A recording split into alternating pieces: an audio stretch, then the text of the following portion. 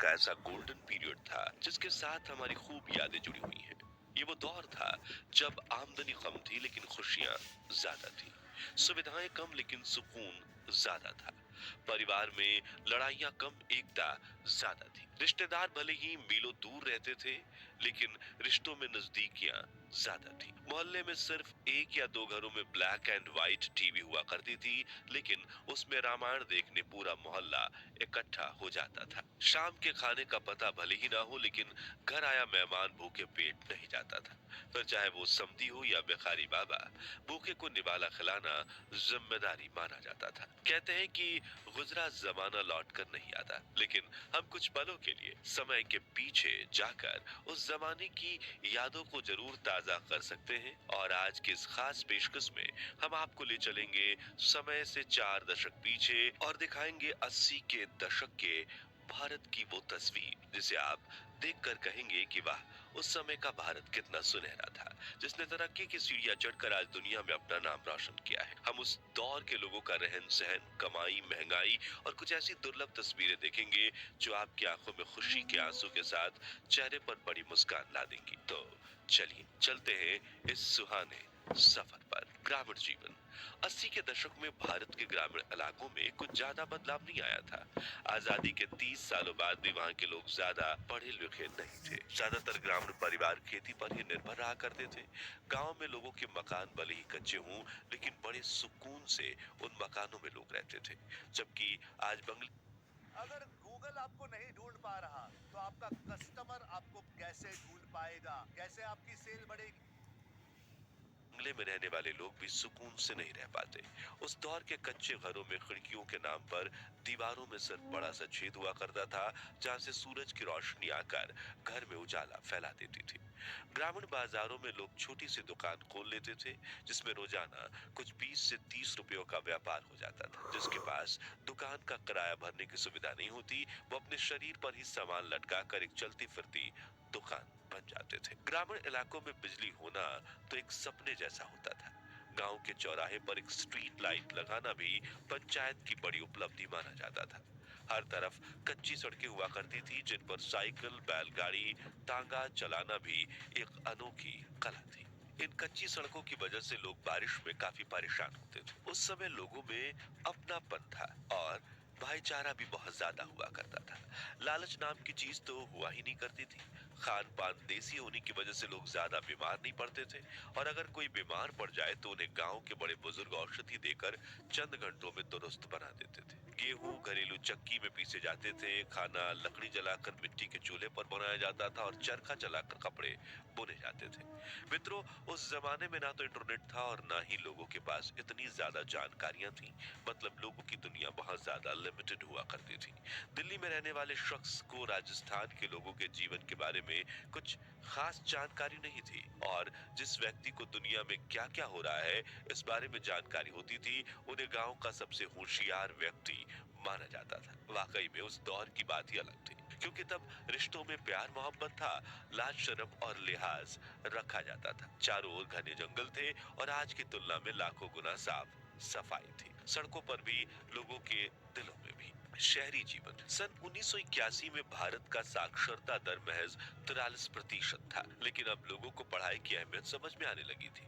इसलिए सुविधाएं ना होने के बावजूद बच्चे सरकारी स्कूल या गली नुक्कड़ के मास्टर जी के पास पढ़ने जाते थे। जैसे कि कोलकाता की इस तस्वीर में बच्चे धूप में एक पुरानी लकड़ी की खटिया पर बैठकर पढ़ाई कर रहे हैं। वहीं इस दुर्लभ तस्वीर में यूनिफॉर्म पहने स्कूल जा रही बच्चियों चूहों को दाना खिला रही हैं और ये दीवार पर इंग्लिश सिखाने की एडवर्टाइजमेंट्स लगी हुई है। मित्रों, आज फूड और ग्रोसरी डिलीवरी और टेक्नोलॉजी की काफी बड़ी उपलब्धि माना जा रहा है, लेकिन ये कॉन्सेप्ट तो सालों पुराना है। जब रोज सुबह दूध वाले भैया एक ही समय पर घर की घंटी बजाते थे और बिना मिलावट के गाय भैंस का ताजा दूध डिलीवर कर जाते थे। उस वक्त शहरों में हिंदुस्तान, अम्बेसडर और पद्मनी जैसी गाड़ियां सड़कों पर काफी दिख जाती थी, लेकिन जिनके पास गाड़ी खरीदने जितनी आमदनी नहीं होती थी वो या तो अपनी साइकिल खरीद लेते थे या फिर साइकिल वाले तांगे पर सफर करते थे। देश विदेश में ब्रांड्स की काफी कमी थी, इसलिए गर्मियों में सड़क किनारे कच्चा सोडा या गोली सोडा काफी बिका करती थी। घर घर में 24 घंटे पानी नहीं आता था, बल्कि मोहल्ले में पानी निकालने के लिए हैंडपंप लगा होता था। सुबह सुबह गली के नुक्कड़ पर दादा लोग अखबार लेकर बैठ जाते थे, क्योंकि देश दुनिया की जानकारी पाने का वही एकमात्र जरिया था। उस दौर में कई परिवार के सभी लोग छोटे मोटे काम किया करते थे, जैसे कि सिलाई, सब्जी बेचना, जूते पॉलिश करना, तांगा चलाना वगैरह, क्योंकि उस दौर में आज की तरह दिखावा करने का कोई ट्रेंड नहीं था और लोगों के लिए कोई भी धंधा छोटा बड़ा नहीं था। बस मेहनत से दो रोटी कमाने का जरिया था। कमाई और महंगाई। 80 का दशक, ये वो दौर था जब देश को आजाद हुए काफी कम समय बीता था। राजनीति में काफी ज्यादा उथल पुथल मची हुई थी। इंदिरा गांधी सरकार ने देश में 21 महीनों की इमरजेंसी लगाई थी, जिससे देश के करोड़ों लोग इतने परेशान हो चुके थे कि कहा जाता है कि आपातकाल के बाद देश में कांग्रेस सरकार के खिलाफ बिजली का खंभा भी चुनावी मैदान में उतर जाता तो जनता उसे भी जिता देती। और हुआ भी यही था। सन 1977 में देश में पहली बार गैर कांग्रेसी जनता पार्टी की सरकार बनी। मोरारजी देसाई, जगजीवन राम, चौधरी चरण सिंह समेत पार्टी के कई नेताओं में प्रधानमंत्री बनने को लेकर तकरार होने लगी और इंदिरा गांधी भी संसद में अपनी वापसी की तैयारियां कर रही थी। कुल मिलाकर राजनीतिक स्तर पर काफी हलचल मची हुई थी और नेता जनता के बारे में सोचने से ज्यादा अपनी कुर्सी बचाने की कोशिश में लगे हुए थे। इसी वजह से देश में महंगाई आसमान की ऊंचाइयों को छू रही थी। सोना चांदी से लेकर दाल चावल तक हर चीज की कीमत में इजाफा आया था। जैसे कि 1980 में 10 ग्राम सोने की कीमत 1330 रुपए थी और जो 1981 में बढ़कर 1800 रुपए तक पहुंच चुकी थी। 1 किलोग्राम चांदी की कीमत 16,000 रुपए थी। पेट्रोल की कीमत 8 रुपए प्रति लीटर थी। इसके बावजूद पेट्रोल पंप के मालिक के लिए दिन में 2,000 रुपए का पेट्रोल बेचना भी बड़ी बात थी, क्योंकि उस दौर में यातायात के लिए ज्यादातर लोग पब्लिक ट्रांसपोर्ट का इस्तेमाल करते थे। छोटी दूरी के लिए साइकिल और तांगे की सवारी की जाती थी और एक दो गली आगे जाने के लिए तो लोग पैदल ही अपनी 11 नंबर की बस में सवार होकर निकल पड़ते थे। उस दौर में अनाज की कीमतें भी आज के मुकाबले काफी कम थी। 1980 के दशक में 1 लीटर दूध 8 रुपए, 1 किलो चावल 1 रुपए, 1 किलो मूंग दाल 2 रुपए, 1 क्विंटल गेहूं 142 रुपए और 1 किलो शक्कर 5 रुपए में मिल जाती थी। हालांकि उस समय के हिसाब से ये कीमतें ज्यादा थी और महंगाई की मार के शिकार हुए लोगों के लिए दो वक्त की रोटी कमाना भी टेढ़ी खीर था।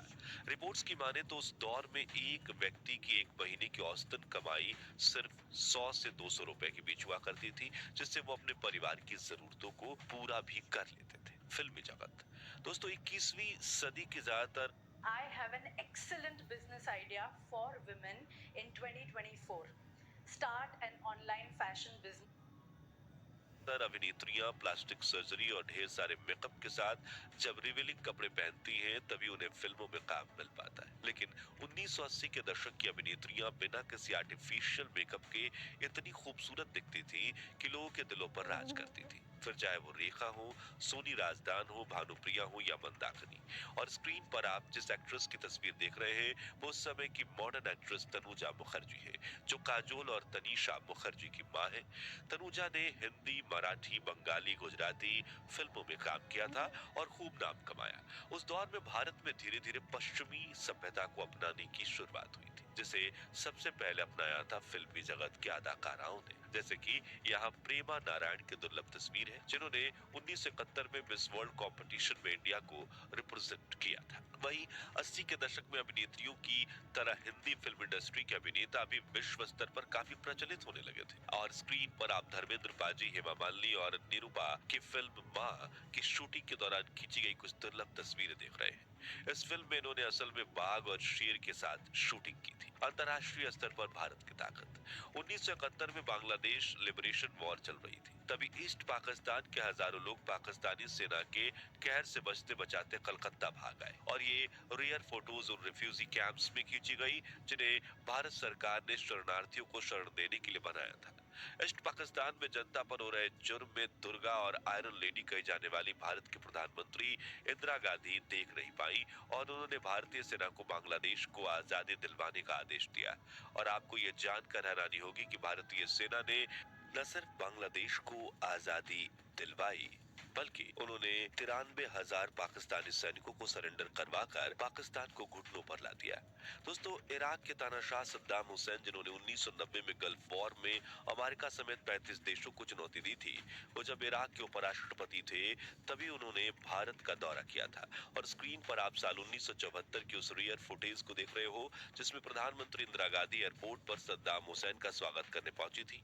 दोनों लीडर्स के साथ तस्वीर खिंचवाई थी, जिसके बाद भारतीय सेना ने सद्दाम हुसैन का स्वागत किया था। इसके अलावा 18 मई 1974 के दिन पोखरण में न्यूक्लियर टेस्ट करके भारत दुनिया के उन शक्तिशाली देशों की सूची में शामिल हो गया था जिसके पास परमाणु शक्ति थी। कुल मिलाकर 1980 के दशक में भारत ने काफी उतार चढ़ाव देखे, लेकिन ये वही दौर था जब हमारे देश ने एक ताकतवर राष्ट्र के रूप में विश्व स्तर पर पहचान कमाई और एक पिछड़े हुए राष्ट्र के बजाय एक विकसित देश के रूप में आगे बढ़ना शुरू किया।